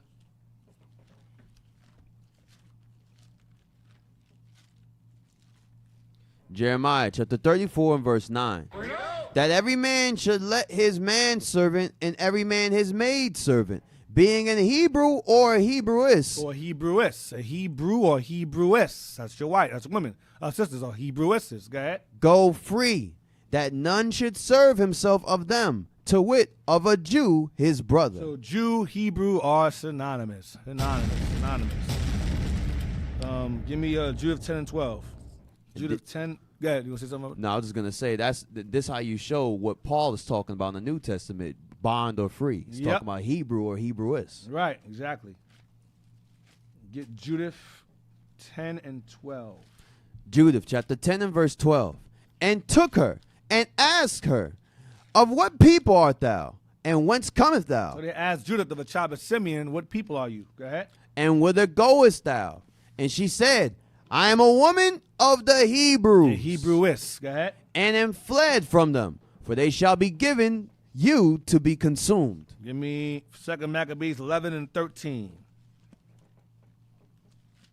2 Maccabees 11, 13. 2 Maccabees chapter 11 and verse 13. Who, as he was a man of understanding, casting with himself what loss he had, and considering that the Hebrews could not be overcome, because the Almighty God helped them, he sent unto them. The Hebrews could not be overcome. So we were called Hebrews. I took you guys from Abraham all the way down to Greek captivity. Babylon, Syria, we were always referred to as Hebrews. All right? Give me 2 Corinthians 11:22. 2 Corinthians 11:22.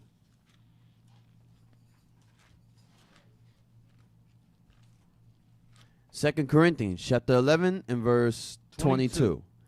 Are they Hebrews? So am I. Paul, this is Roman captivity. Are they Hebrews? So am I. Go ahead. Are they Israelites? So am I. That's the same thing. Go ahead. Are they the seed of Abraham? So am I. I don't like that term Hebrew Israelites at all. I despise it. It's redundant. I'm a black African. I'm a black of black. That's a black. It's retarded. It's a sneak dish. It's an insult. Hebrew Israelite. It's a sneak dish. Yes, it's a sneak dish. You can't speak Hebrew anyway, so that's a sneak dish in yourself on top of that. So Paul said, am I a Hebrew? Yes. Am I an Israelite? Yes. Give me Philippians 3 and 5.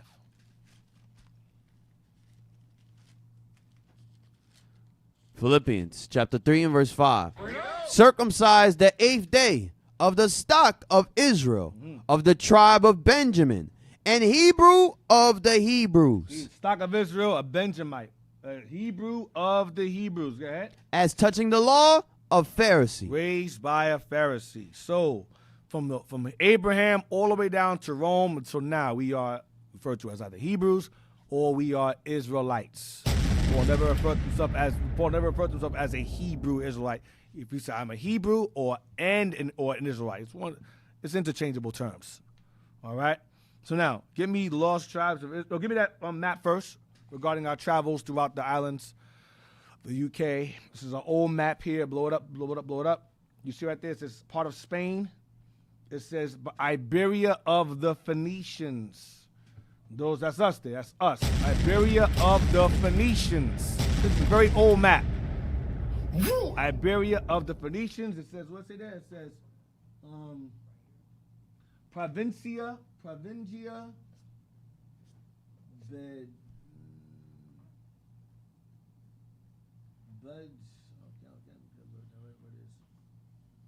or what? Yeah, okay, right. Or what? Or Hispania. Or Hispania Ulterior. Read that print right there. Read that. Watch what it says there. Spongia. Or Spongia from Shapin. From Shapin. Or Spain, watch. Or Span. A rabbit. So-called by the Phoenicians. Because we named Spain Shapin after the abundance of rabbits that were there. We named Spain. That's why it's called the Iberian Peninsula, because Hebrews named the land and took that land portion over. All right, that's why. Shapin or Spongia, but Shapin or Span, rabbit, so-called by the Phoenicians. The Phoenicians named that area. Okay, we named Spain. All right. It's like we named Ireland too. Read the bottom part. Read the bottom part there. Hispania or Hispania.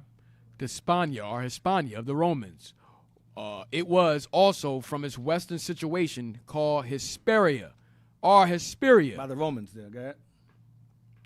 Ultima, which signified the lesser, as Italy was the greatest, was the great Spain, was also distinguished into Cyteria and Ulteria, or the nearer and the further. Wow. All right. The Romans came and added confusion. Yeah, Romans came and just added their own damn twist of it. Niggas named it, we're going to name it something else. Go up to the top. What book is this? Was Jewish. Oh, well, Scotland was Jewish. Let me read that. Let me see if I want that right now. Let me see. Yeah, we can read. That's fine. You got time. Go read it. When did Jews arrive in Scotland? When did the Jews or Israelites arrive in Scotland? Go ahead. Several sources posit that persons from the Levant, North Africa, and even Italy had visited southwestern England near Cornwall before the Common Era. Conleaf, Before AD. Go ahead. Conleaf, 2001. There were rich tin mines in this region that were exploited by the early Phoenicians. That's us. Go ahead. 800 BCE. We read that earlier. Britain means land of tin. We read it earlier. We read it all throughout the lesson. Go ahead. Who traded with ports from France and northern Africa to Italy and Greece. We would hide those travel ports. Go ahead. We would hide those travel routes. Go ahead. Because the Jews often worked with the Phoenicians as trading partners. Because they sailed the same seas as Solomon's time. The same people, right? Some could have reached Britain as early as this time. The demography of Cornwall still attests to a significant incidence of J and E3 genes in the region. Ignore the science. Let's keep going. Go ahead. According to Brooks, there are numerous well-established geographical links between the Hebrews of the Mediterranean and peoples of the British Isles. Yes, that's true. Go ahead. The early name of what is now Cornwall and Devon in southwestern England was Dumani. Oh, yeah, Dunmani. So Devon or Cornwall is Dunmani. That goes back to the Soyeris. Them 7 petty states. Go ahead. Demoni are Damani. Which antiquarians have glossed as meaning Dan's 10 mines. Wow. Dan's 10 mines. I did mention earlier about, Dan's 10 mines. Okay, go ahead. Okay. Oh, God. I think needs help. Go ahead. Among others, the distinguished Semitic studies professor Cyrus Gordon suggested that Cyrus Gordon's the guy that found that Palmyra stone in Brazil. Yep. And it was Hebrew, the actor over there. Go ahead. Remember, he tried to do an interview on live TV down in Brazil. And they pulled the plug. And the whole building lost electricity. Yeah. And they never rescheduled that interview. Yeah, yep. That's in the book. Yep. He went on TV to explain that the stone was of Hebrew, Paleo-Hebrew, found in Brazil. And I think it said for the Jews on it, for Judah. Yep. And he went to explain it, and it went boom, pulled the plug. The whole building lost power from that show. Yep, go ahead. Among others, the distinguished Semitic studies professor Cyrus Gordon suggested that this name, seen also in the Irish myth of the Tuatha tribe, Danan, go ahead, was identical with that of the biblical tribe of Dan. Right, go ahead. Gordon, 1971. Finally, the Celtic scholar John Rees assembled strong evidence of Hebrew colonization of Britain in ancient times. Hebrew colonization, go ahead. Ireland was known as Iberian. Iberian, go ahead. And the ancient name of the Israelites was Ibri or Iberi, derived from the proper name Eber or Heber. The eponymous ancestor of that people, Brooks, 2001, page 90. Yeah. Notwithstanding the evidence, many Scottish historians and writers of Judaica seem united in the desire to dismiss any early presence of Jews in Scotland. I don't care what they say. We was there first. So basically, this is where they say British Israelism comes from. But you have many ancient scholars that were around before this that say the same exact thing. That said the exact same thing we've been saying throughout these last few weeks, throughout these lessons. All right, this is some good stuff right here too. This is good too. Mackenzie. We gotta see that first. Yeah. Got it. What's going on? They're going too early, man. They're going too early. I mean, they trying to be proactive, but it's it's good. It's good. That's not bad. It's good. We getting there. They getting there. I give him spoilers. Spoiler. I give him some spoilers, man. The McLeods. Y'all watch Highlander, man. You know what I'm talking about. The Highlander and all that. That's us too. Anyway, where we at? Olaf the Black. Yeah, Olaf. Give me Lost Tribes of Israel by Tudor Parfit. I want page 42 and 43.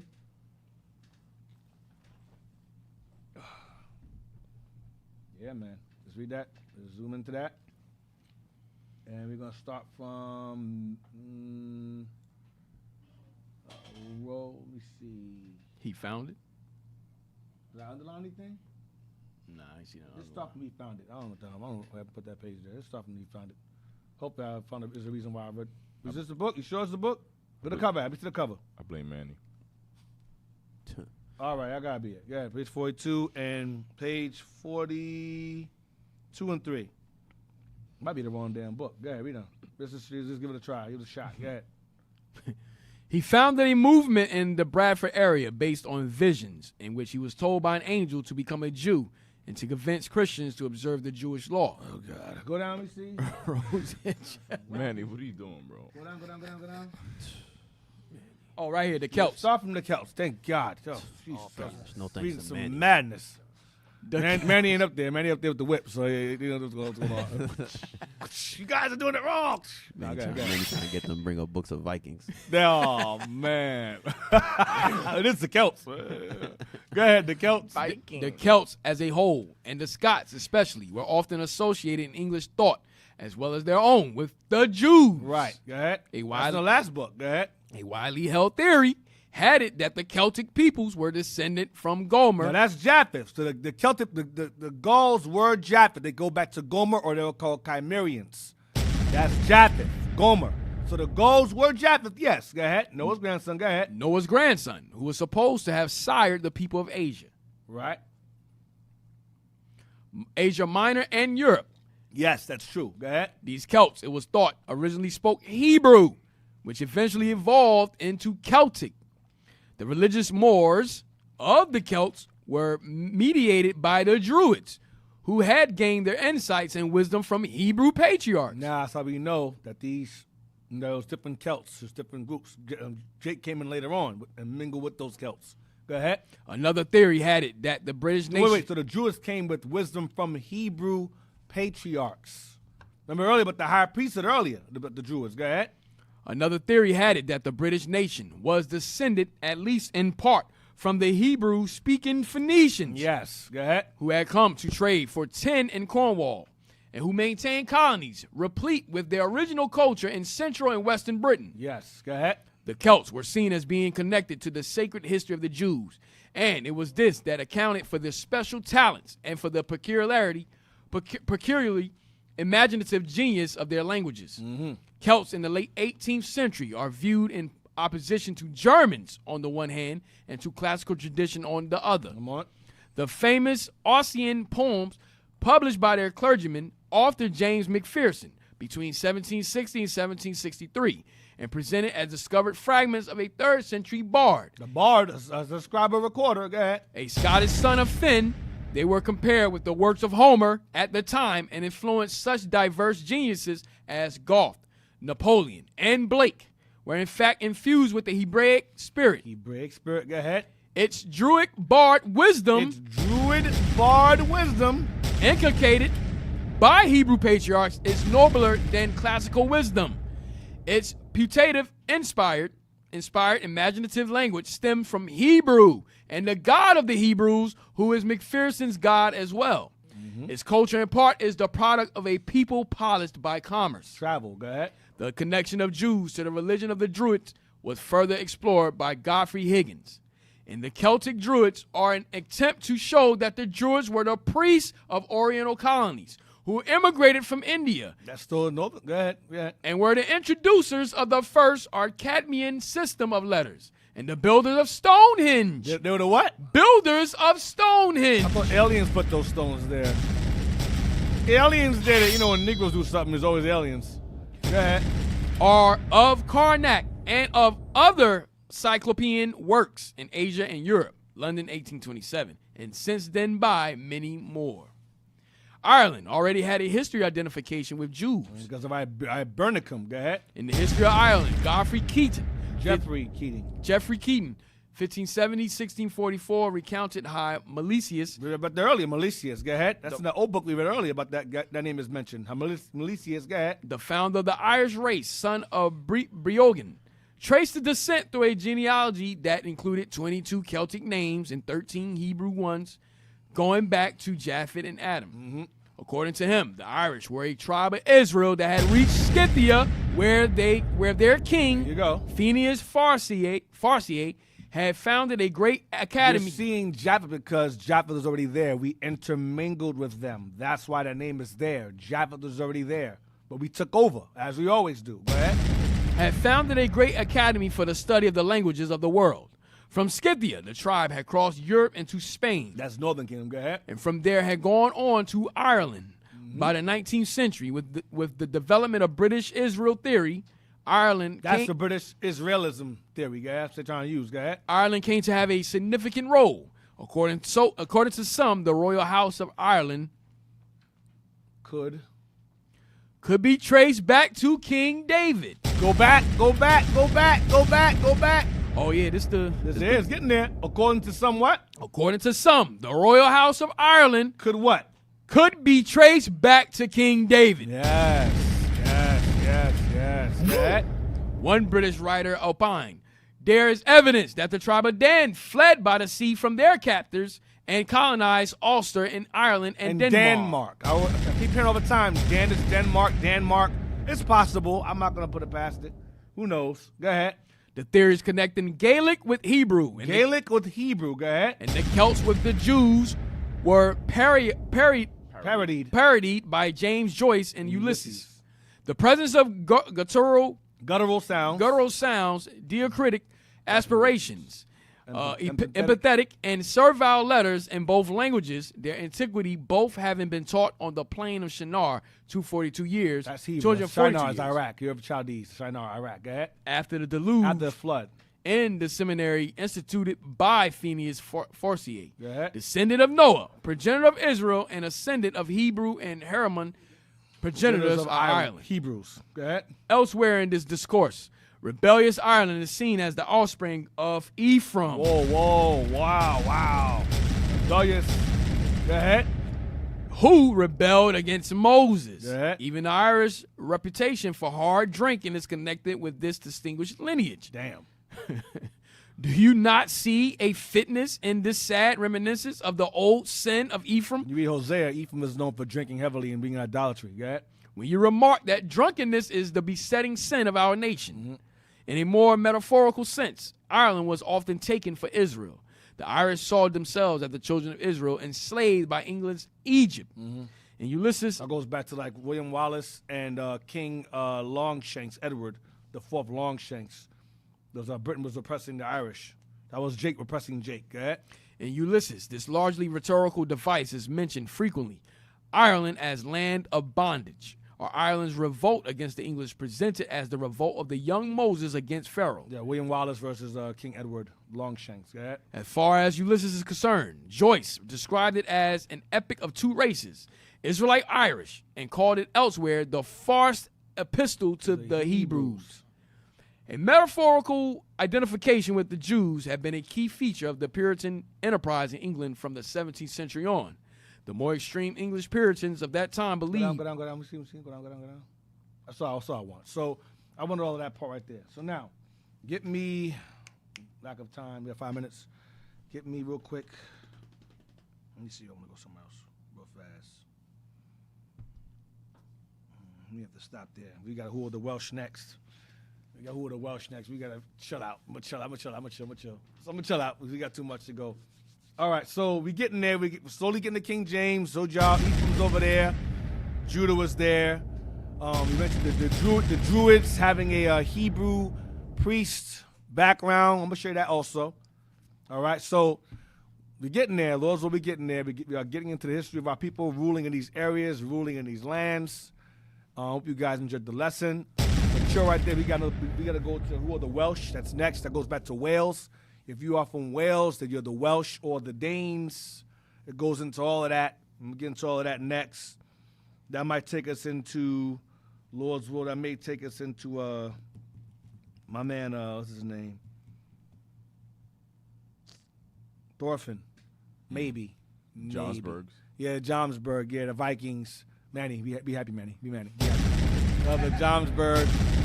We'll get into that next. For Lord's will. Manny gonna read on that day. Manny gonna read the best ever. He's gonna be the best reader ever. He might best around since this chair. I got it from here, Dig. I got it. Move. I got it from here. I'm gonna teach about the Vikings. Yeah, man. But all praise to the Lord. Hope you guys enjoyed the lesson. Hope I was able to answer your questions the best I could. Lord's will next week we're gonna go into who are the Welsh or who were the Welsh. The Welsh is white folks now. We got the Blitz. Oh, next week. Yeah. See, I might see y'all the week after next then. See, I got to be patient and wait. But Lord's will we get back, man. I got some stuff for y'all, man. We're going to go into King Arthur again.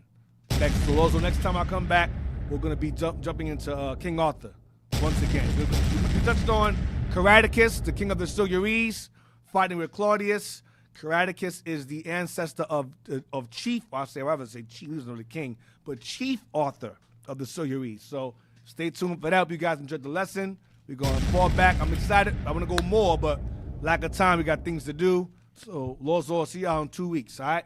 Shalom, Most High Christ bless. I'll be down with the announcement. Hey, Israel, let's give a hand for the leadership. Fire class. Yeah.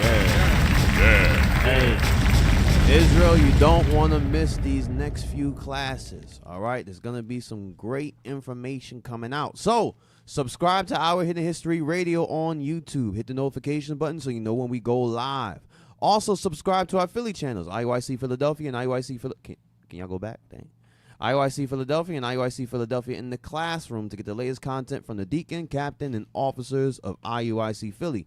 You can donate to Our Hidden History on PayPal too, IUIC.Philadelphia@IsraelUnite.org. In the comment section, put OHH. Also, donate to the Booster Club so we can continue to spread this gospel to the four corners of the earth. You can donate on PayPal too, IUIC.fundraising@IsraelUnite.org. Last but not least, subscribe to IUIC TV to get exclusive content from the leadership of IUIC. Next. All right, missing persons, we have Jenna Scott. Jenna is 13 years old, African-American, hair color brown, eye color, I did it again. Hair color black, eye color brown. Height 4'10", 145 pounds. Jenna was last seen on May 28th. She was last seen wearing a green school shirt, tan uniform skirt, white socks, and black sneakers. So if you do know of her whereabouts, let the local authorities know. Land fund. Israel, all praise the Most High. We did get that land fund with the blitz, but guess what? We're going to still need more funds to do more things in the land. So if you got some extra funds, make sure you send them weekly to IUIC.nationhood@IsraelUnite.org on PayPal. In the comment section, put land. Next. And last but not least, Shalom, we're seeking your assistance to enhance our national broadcast. Kindly spare a minute to provide feedback by answering 5 brief questions, or you can zoom in and talk to Officer Manuel right now. Wow. Go ahead, hit that description in the link. You can talk to him in real time. Why y'all do that? They're just going to ask random questions. That's it. All right, y'all. So, Lord's will, see y'all next time. Hopefully, in the next 2 weeks, we're going to jump into King Arthur, the Druids, and their, I'm going to keep their identity, I'll save that. But Lord's will, we're going to go into the Druids. We're going to go into King Arthur. I got so much stuff to go into, man. I'm excited. I'm more excited than y'all are, I'll be honest, man. I know. I got the notes here. I'm like, damn, we're already there. We're getting pretty close. So I'm looking forward to showing you guys the artwork, the paintings of us, all that stuff is going to be fun, man. It's going to be great. So y'all stay tuned. I'm excited with y'all. So stay tuned. See y'all in the next 2 weeks. Shalom, Most High Christ bless. Lord's will. Shalom, Most High Christ bless. Shalom. Shalom, Most High Christ bless.